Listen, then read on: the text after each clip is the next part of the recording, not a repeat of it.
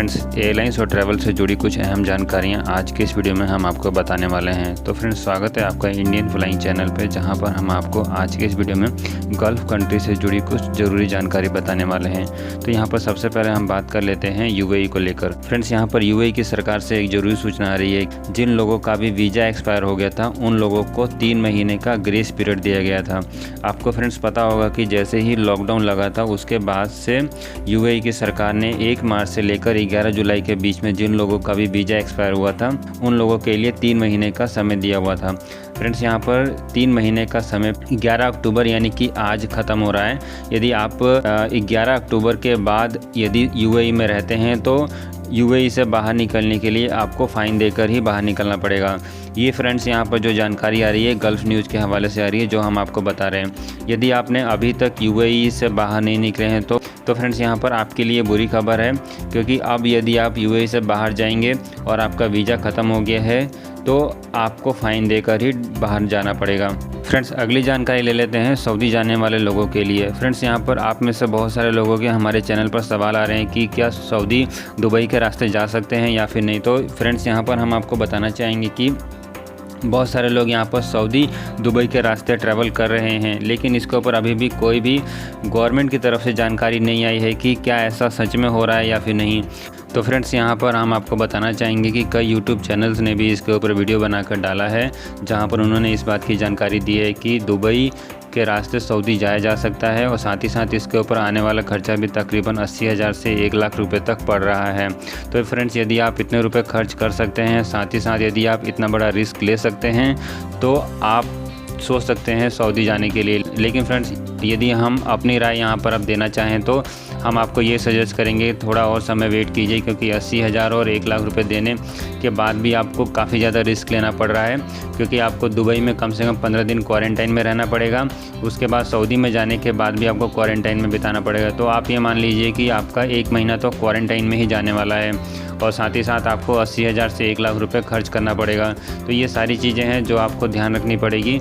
यदि आप यहाँ पर 1 महीना क्वारंटाइन में और 80,000 से 1 लाख रुपए खर्च करना चाहते हैं तो आप अवश्य ही दुबई के रास्ते सऊदी जाने के बारे में सोच सकते हैं। फ्रेंड्स, यहाँ पर हम समझ सकते हैं कि आप में से बहुत सारे लोग अपने कामों पर वापस लौटना चाहते हैं, जिसको लेकर बहुत सारे लोग परेशान हैं। लेकिन फ्रेंड्स, हम यहाँ पर आप लोगों के लिए जितनी मदद कर सकते हैं हम अपनी तरफ से कोशिश कर रहे हैं। आपको बताना चाहेंगे कि हम पिछले 1 से 2 दिन में हरदीप सिंह पुरी को कई ट्वीट कर चुके हैं। साथ ही साथ हम यहाँ पर दूसरे गवर्नमेंट की साइट्स पर और ईमेल के ज़रिए भी उनसे बात करने की कोशिश कर रहे हैं कि उनसे किसी तरीके से बात हो जाए, जिससे हमें ये पता लग पाए कि सऊदी के लिए उड़ानें कब से शुरू हो रही हैं। लेकिन फ्रेंड्स, अभी तक हमारे पास कोई भी जानकारी सामने नहीं आ पाई है। फ्रेंड्स, यहाँ पर हम आपको बताना चाहेंगे कि हमने हरदीप सिंह पुरी को पिछले 2 दिन में कई सारे ट्वीट किए हैं, लेकिन फ्रेंड्स हम आपको बताना चाहेंगे कि उनमें से किसी भी ट्वीट को लेकर हरदीप सिंह पुरी ने कोई भी जवाब नहीं दिया है। फ्रेंड्स, ये आप देख सकते हैं कि ये पिछले 2 दिन में हमारे द्वारा किए गए ये ट्वीट का स्क्रीनशॉट है। यहाँ पर आप देख सकते हैं कि कितने सारे लोगों ने इस ट्वीट को लाइक और रीट्वीट किया है। लेकिन यहाँ पर सबसे चौंकाने वाली बात है कि हरदीप सिंह पुरी का कोई भी इसके ऊपर जवाब नहीं आया है। फ्रेंड्स, यहाँ पर हम आपको बताना चाहेंगे कि हरदीप सिंह ये सारी ट्वीट को पढ़ते हैं, लेकिन ये सारी ट्वीट पढ़ने के बावजूद भी वो इसका जवाब नहीं देते हैं। अगर यही ट्वीट कोई दूसरे गवर्नमेंट के ऑफिसर या कोई बड़ा आदमी करता तो हरदीप सिंह पुरी अवश्य ही उस ट्वीट का जवाब देते, लेकिन हम जैसे आम लोगों के ट्वीट का कोई भी जवाब उनके द्वारा नहीं दिया जाता है। हमारे पास आप में से बहुत सारे लोगों के कमेंट्स आ रहे हैं, बहुत सारे लोगों के ट्वीट आ रहे हैं कि वो लोग बहुत ज़्यादा परेशान हैं। हम यहाँ पर समझ सकते हैं आप सभी की समस्याएँ, लेकिन यहाँ पर हरदीप सिंह पुरी और दूसरे गवर्नमेंट के जो ऑफिसर जो टॉप लेवल पर बैठे हुए हैं, जिनको डिसीजन लेना है, उन लोगों तक हमारी आवाज़ को पहुंचाना ज़रूरी है। हम यहाँ पर आपसे रिक्वेस्ट करेंगे कि आप अभी भी ट्विटर के माध्यम से इन लोगों को इतना ट्वीट करें कि उन लोगों को सच में आप लोगों की समस्याएं दिखें, ताकि वह सऊदी के लिए उड़ानों को चालू करने के लिए कुछ डिसीजन लें और कुछ तो अपडेट दें कि सऊदी के लिए उड़ानें भारत से कब तक चालू हो सकती हैं। हम यहाँ पर लगातार आपको वीडियो के माध्यम से भी अपील करने की कोशिश करें। यदि आपने अभी तक ट्विटर पर अपना अकाउंट नहीं बनाया है तो आप अभी जाकर ट्विटर पर अपना अकाउंट बनाओ और हमें फॉलो करो, साथ ही साथ हरदीप सिंह पुरी को फॉलो करो और ऐसे गवर्नमेंट के सारे ऑफिसर्स को फॉलो करो, वो भी यहाँ पर उड़ानों को लेकर डिसीजन लेने वाले हैं। हम यहाँ पर ये भी समझते हैं कि सऊदी के लिए उड़ानों को चालू करने के लिए सऊदी सरकार से परमिशन भी ज़रूरी है, कि पहले यहाँ पर सऊदी की सरकार परमिशन देगी, उसके बाद ही भारत से सऊदी के लिए उड़ानों को चालू किया जाएगा। लेकिन यहाँ पर भारत सरकार सऊदी से बात करके अवश्य ही अंतर्राष्ट्रीय उड़ानें चालू करने के लिए बातचीत कर सकती है। लेकिन यहाँ पर आप भारत सरकार की कूटनीति हार ही बोल सकते हैं कि अभी तक भारत सरकार सऊदी से बातचीत करने में सफल नहीं हो पाई है कि सऊदी को मजबूर किया जाए कि वह भारत के लिए उड़ानों को चालू करे। वहीं बात करें यूएई और दूसरे गल्फ़ कंट्री से, जहां पर इतने ज़्यादा लोग काम नहीं करते हैं, वहां से उड़ानों को चालू किया जा चुका है। लेकिन वहीं सऊदी में लाखों लोग काम करते हैं, वहां से अभी तक उड़ानों को चालू करने में भारत सरकार सफल नहीं हो पाई है।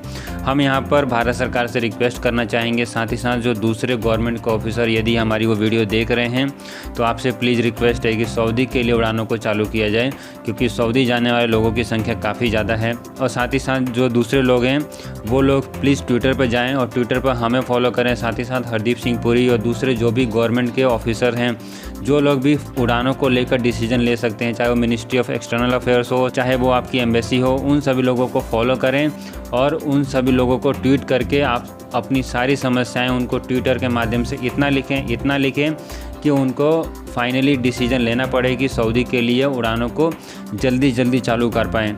तो फ्रेंड्स, आज के इस वीडियो में गल्फ़ कंट्री को लेकर इतनी जानकारी थी कि यदि आप यूएई में हैं तो आप प्लीज़ सावधान हो जाइए, क्योंकि अब यूएई में जो 3 महीने का आपको ग्रेस पीरियड मिला हुआ था वो ख़त्म हो गया है। साथ ही साथ यदि आप सऊदी दुबई के रास्ते में जाना चाहते हैं तो आप समझ सकते हैं कि आपको कम से कम 1 महीना तो क्वारंटाइन में बिताना पड़ेगा। 15 दिन आप क्वारंटाइन में रहेंगे दुबई में, 15 दिन आपको क्वारंटाइन रहना पड़ेगा सऊदी में, और साथ ही साथ आपको 80,000 से 1 लाख रुपए खर्च करने पड़ेंगे और ऊपर से आपको रिस्क लेना पड़ेगा। ये सारी चीज़ें हैं यदि आप सऊदी दुबई के रास्ते जाना चाहते हैं। तीसरा आपको रास्ता है कि आप भारत सरकार से बात करें और इंतज़ार करें कि भारत सरकार सो के कब उठती है और यहाँ पर उड़ानों को कब चालू करती है। आज के इस वीडियो में बस आपको फ्रेंड्स इतना ही बताना था। इसके अलावा कुछ और हमारे पास जानकारी आती है, कुछ और अगर कोई न्यूज़ आती है, हम आपको वीडियो के माध्यम से शेयर करते रहेंगे।